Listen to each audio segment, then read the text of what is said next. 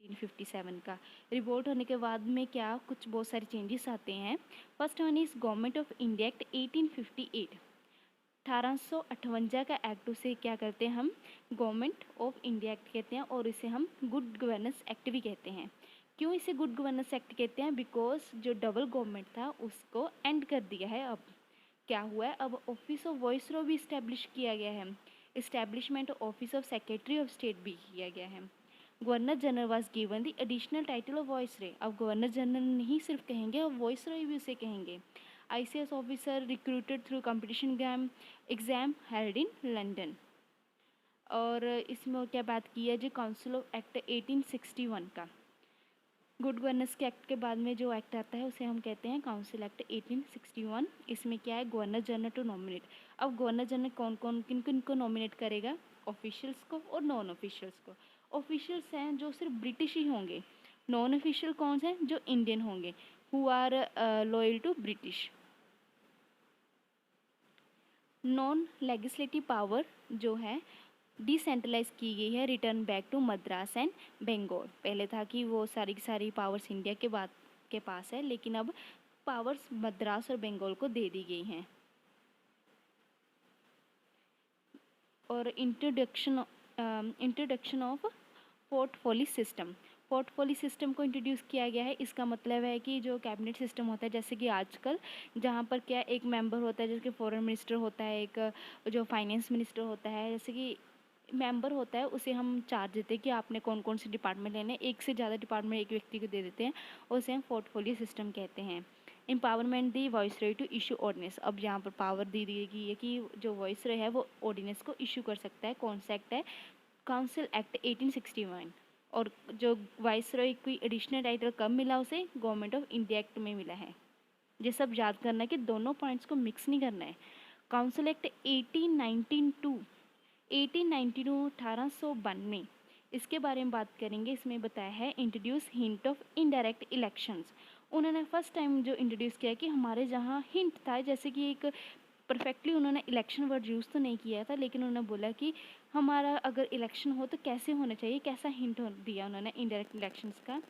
क्या है, उसने बोला कि जो प्रोविंशनल लेजिस्लेटिव काउंसिल, जैसे कि हमारे लोकली जो प्रोविंशनल लेजिस्लेटिव काउंसिल कैसा होना चाहिए, इसमें डिस्ट्रिक्ट बोर्ड्स होने चाहिए, म्यूनसिपैलिटीज़ होनी चाहिए, जैसे कि for example Bengal chamber of commerce था, ऑर्गेनाइजेशन ऑफ इंडस्ट्रीज थे। जो सेंटर की अथॉरिटी अलग होनी चाहिए, सेंट्रल लेजिस्लेटिव काउंसिल होनी जिसमें मेंबर जो ही नॉमिनेटेड होंगे, वाई कौन करेगा इनको नॉमिनेट? जो प्रोविंशनल लेजिस्लेटिव काउंसिल के जो मेंबर है वो आपस में वोट डालकर सेंटर की अथॉरिटी को अपॉइंट करेंगे। जैसे कि हम PM को हो तो हम चुनते हैं ना वोटिंग वगैरह डालकर, और जैसे कि जो भी पार्लियामेंट में पार्लियामेंट के मेंबर होते हैं वो सब रल मिलकर प्रेसिडेंट की वोटिंग करते हैं। जैसे कि हम इनडायरेक्ट इलेक्शंस कहते हैं। इनडायरेक्ट इलेक्शंस मीन्स कि that is central legislative council की वो कर रहे हैं। जो प्रोविंशनल लेवल है वो आजकल हम डायरेक्ट वोट से करते हैं। लेजिस्लेटिव वर्क में बताया है governor general executive was reduce from 10 to 16। इसके बीच में उन्होंने जो उसकी स्ट्रेंथ को रिड्यूस कर दिया है। Non official member was 5 of the total membership. जैसे कि नॉन ऑफिशियल मेंबरशिप में पार्टिसिपेशन उन्होंने बताई है। अब नॉन ऑफिशियल मेंबर्स इंडियंस भी हैं, मेनली ये बात है इसमें।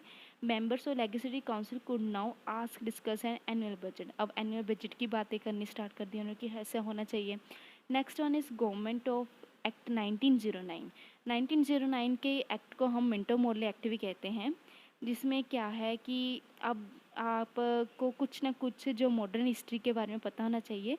अब हमारा जो बंगाल की पार्टिसिपेशन हो चुकी है, अंग्रेज़ों ने बोल दिया कि अब हमारे जो इलेक्शन है वो कम्युनल बेस भी होंगे, तो आप उस चीज़ के साथ इसको रिलेट कर सकते हैं। सेपरेट इलेक्टोरेट हो गया, कम्युनल इलेक्टोरेट को इंट्रोड्यूस किया गया। ऑफिशियल इंट्रोड्यूस इनडायरेक्ट इलेक्शंस को इंट्रोड्यूस किया गया। अब उन्होंने नॉन ऑफिशियल मेजोरिटी थी और but still have official majority, मतलब कि नॉन ऑफिशियल मेंबर्स जो इंडियंस हैं उनकी जो पार्टिसिपेशन बढ़ा दी गई है, लेकिन अभी तक फ़िलहाल ब्रिटिश ही ज़्यादा हैं संख्या में। मिंटो मोर्ले रिफॉर्म, ये इसका नाम कैसे पड़ा? जो मिंटो वर्ड है वो किसी व्यक्ति का नाम था, वो कौन है? गवर्नर जनरल ऑफ इंडिया उस टाइम का। जो मोर्ले है वो सेक्रेटरी ऑफ इंडिया है उस टाइम का। इन्होंने कुछ अच्छा ही काम किया हमारे यहाँ, जो नॉन ऑफिशियल मेंबरशिप एटलीस्ट बढ़ाई तो सही इन्होंने। गवर्नर जनरल एग्जीक्यूटिव मेंबर जो इंक्रीज़ कर दिए हैं अब 16 से लेकर 60 तक। अब इन्होंने क्या किया, एनुअल फाइनेंशियल स्टेटमेंट बजट को वो डिस्कस कर रहे हैं, right of moving resolution without voting powers.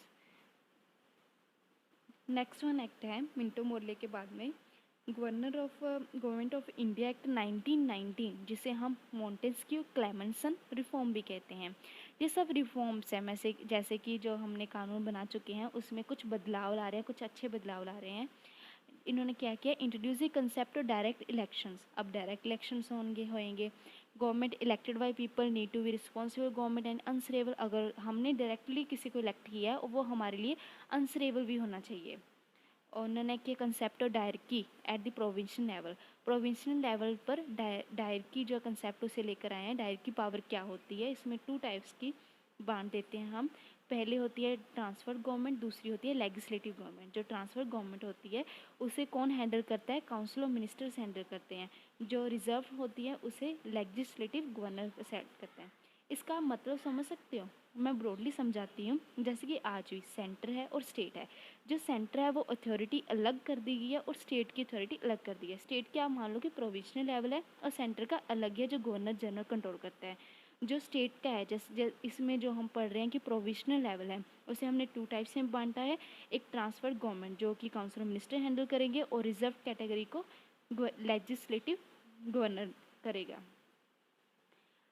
इसमें उन्होंने डायरेक्ट इलेक्शंस का कंसेप्ट डाला है। Right to vote is given on the basis of property education and not universal.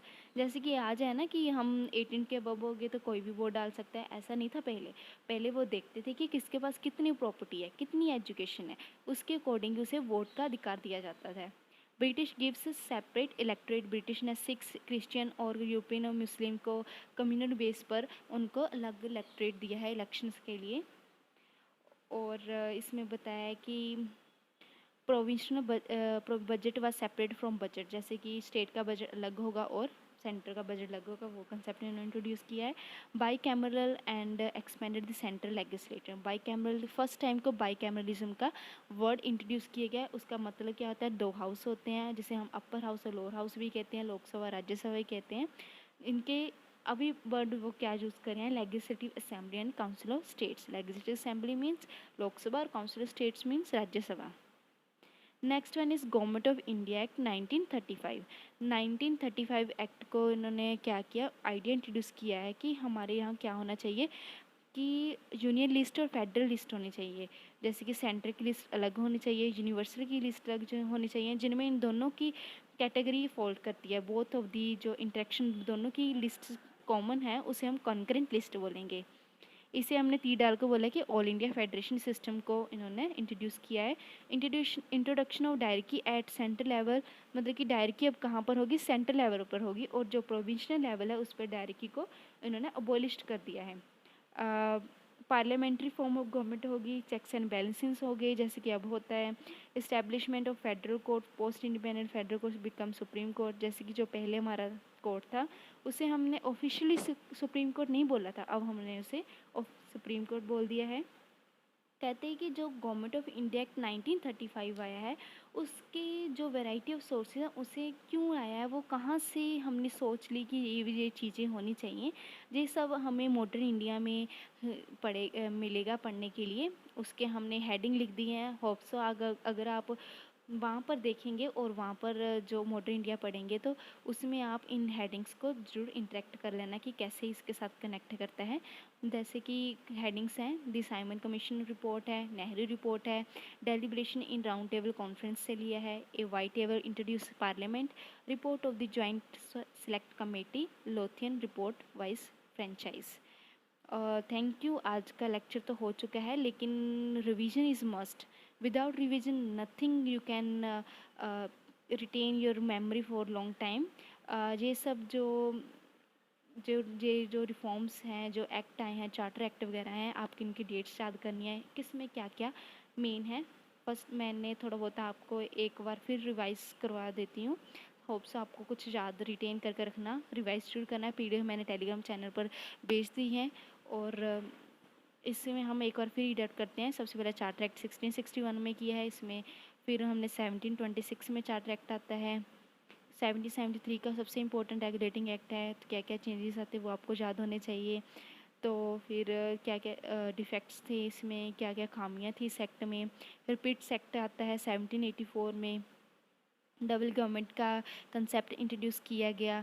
फिर चार्टर एक्ट 1813 आता है जो ट्रेड को बताता है कि मोनोपोली है। फिर 33 आता है जो सबसे मेन है, जिसमें गवर्नर जनरल ऑफ बंगाल को गवर्नर जनरल ऑफ इंडिया दोनों बना दिया गया है। और फिर चार्टर एक्ट ऑफ 1853 आता है जिसमें सेपरेशन ऑफ पावर कर दी गई है, कि जो स्पेशलाइजेशन कर दी है कि गवर्नर जनरल उस काउंसिल की जो पावर्स अलग अलग होगी।